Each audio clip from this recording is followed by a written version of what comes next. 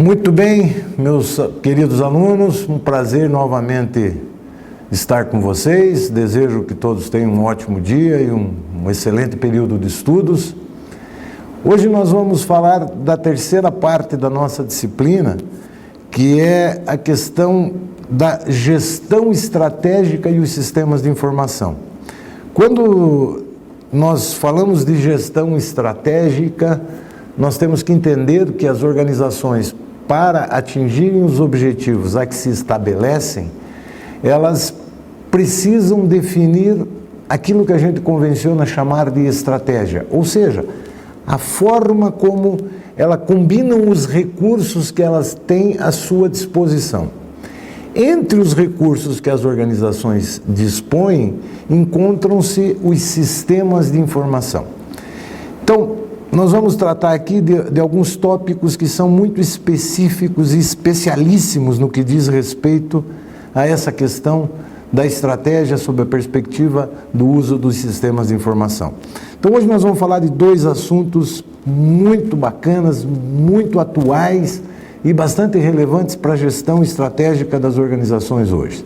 Nós vamos falar um pouquinho sobre a gestão do conhecimento e sobre aquilo que a gente está convencionando chamar de capital intelectual. Vamos falar então primeiro da gestão do conhecimento, depois do capital intelectual. Quando a gente fala de gestão do conhecimento, a gente tem que entender o que é essa gestão do conhecimento, né? Nós não podemos esquecer nunca que qualquer organização, seja ela qual for, ela é formada por pessoas.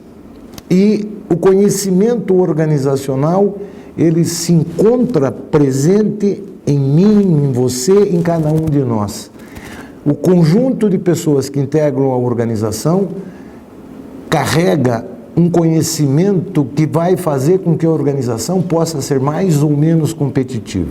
Então, na medida em que você utiliza aquilo que você sabe para fazer os processos organizacionais funcionarem, à medida que eu utilizo, nós alavancamos a somatória dos nossos conhecimentos e isso agrega valor à organização exatamente por isso.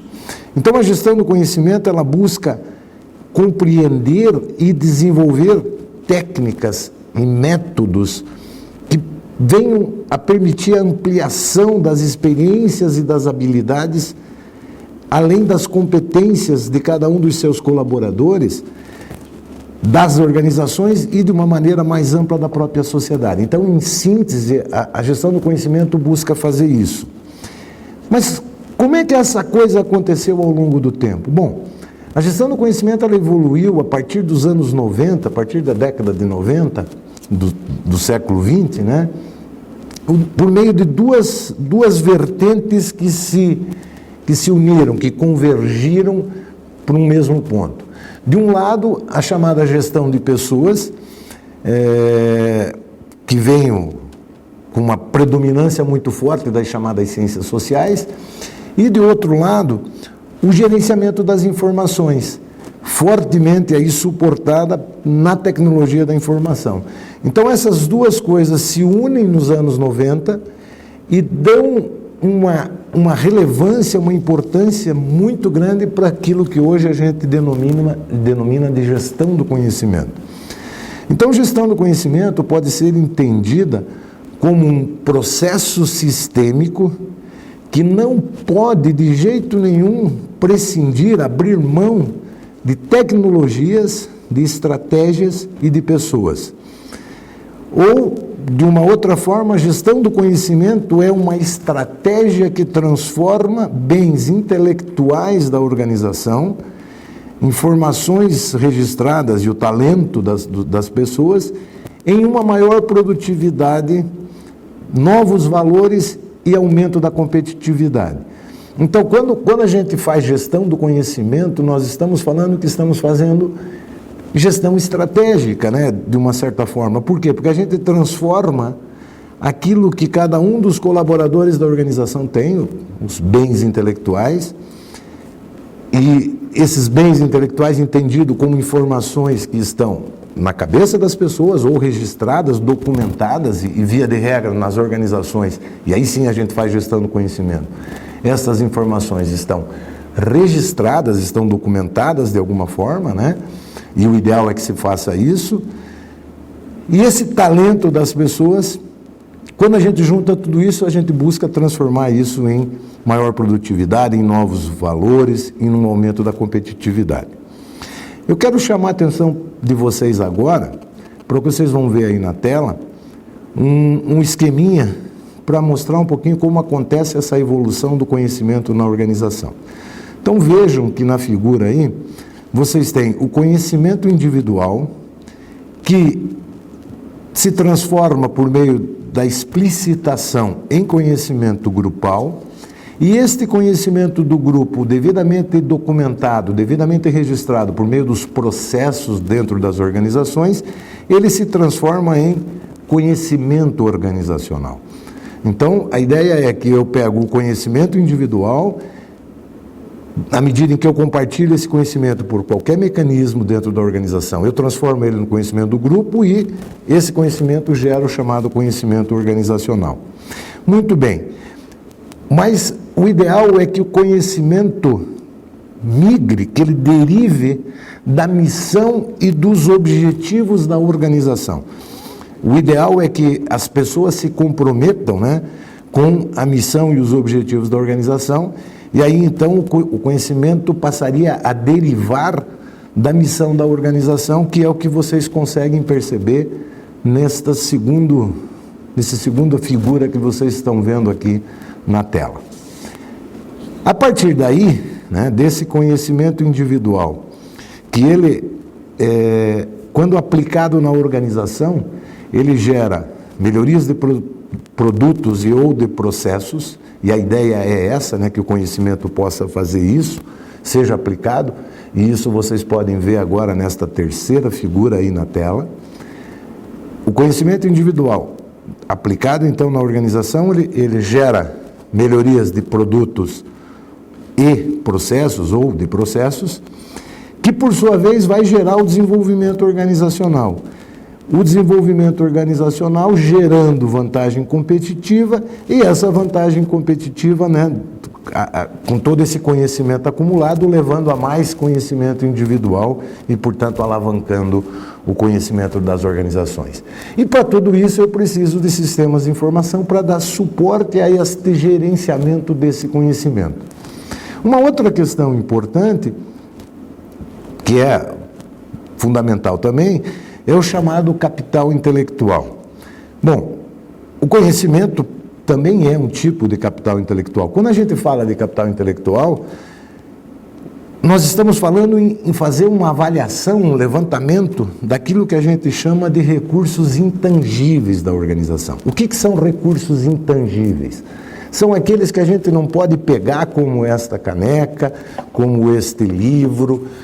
Eu não tenho como tocar. Isso aqui é tangível, eu tenho como tocar. Agora, o conhecimento, o capital intelectual é intangível, eu não tenho como tocar, porém eu tenho como avaliar e como mensurar isso, né? Ou seja, esses bens que eles não estão disponíveis fisicamente, eles têm que ser gerenciados e têm que ser avaliados. E de alguma forma eu tenho que procurar tangibilizá-los, ou seja, torná-los palpáveis. Como que eu faço isso? Depositando esse conhecimento de alguma forma registrando, documentando em documentos físicos ou por meio de sistemas com o uso de recursos da tecnologia da informação.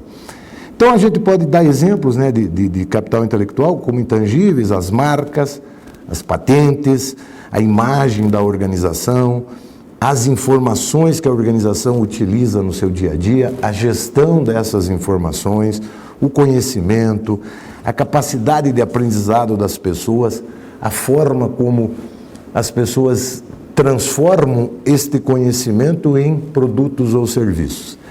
Então, esse capital intelectual, quando bem avaliado, ele determina, em conjunto com o capital financeiro, que a gente sabe o que é dinheiro, né? A soma do dinheiro com o capital intelectual gera o que a gente chama de valor de mercado para uma organização. E esse capital intelectual a gente pode dividir ele, conforme vocês podem perceber aí na figura que vocês estão vendo na tela, e que está disponível no livro de apoio de vocês, o capital estrutural e o capital humano. Este capital humano a gente desdobra ele em capital do cliente, em capital organizacional, capital da inovação e capital de processos. O capital do cliente entendido como aquilo que o cliente sabe, o conhecimento que o cliente detém sobre os produtos, serviços, as marcas, a imagem da organização, e que quando a organização pergunta, ele responde, ele informa, ele dá feedback para a organização. Então a organização não pode desprezar esse capital que o cliente tem, que é o chamado capital do cliente. O capital organizacional entendido como todo esse conjunto de conhecimento, esses ativos intangíveis todos, as marcas, as patentes, os processos pré-definidos, todo esse conhecimento organizacional entendido como capital organizacional. O capital de inovação, que deriva do capital organizacional, como sendo aquela capacidade inovativa que a organização tem, ou seja, a capacidade da organização de inovar, de gerar novos produtos ou serviços a partir desse conhecimento, desse capital organizacional. E o capital dos processos, porque quando a organização gerencia adequadamente esse capital, ela detém um volume de conhecimento transformado em processos, e estes processos é que vão fazer com que a organização tenha maior ou menor competitividade. A gente não pode esquecer que hoje, quando se fala em gestão da qualidade, em sistemas de gestão ambiental, etc., para que as organizações atendam as normas ISO 9000, ISO 14000, etc., elas precisam ter os seus processos muito bem desenhados, muito bem definidos. Então, o capital de processos, que é parte do capital da organização, como vocês percebem na figura, é o capital que a organização detém sobre como fazer aquilo que a gente sempre chamou no inglês de know-how, né? o como fazer. Isto é o que a gente chama de capital de processo. Então, esses dois aspectos, a gestão do conhecimento e o capital intelectual, que estão intimamente relacionados, eles são fundamentais para alavancar a competitividade das organizações. E os sistemas de informação e de comunicação se inserem nesse processo como suporte, como meio para que isso aconteça. Bom, eu encerro aqui esse nosso encontro, este nosso breve momento para discutir com vocês essas questões, mas gostaria de lembrar a necessidade de que vocês aprofundem o material utilizando o seu livro de apoio, o seu livro-texto, e não se restringam a isso, também utilizem outras bibliografias. Nós temos aí na literatura nacional diferentes obras que tratam de sistemas de informação, de tecnologia de informação, e que podem e devem ser utilizadas por vocês para o aprofundamento, para a complementação dos estudos. Foi um prazer enorme estar com vocês mais uma vez. Muito obrigado, fiquem todos bem e até uma próxima oportunidade, se Deus quiser. Um grande abraço.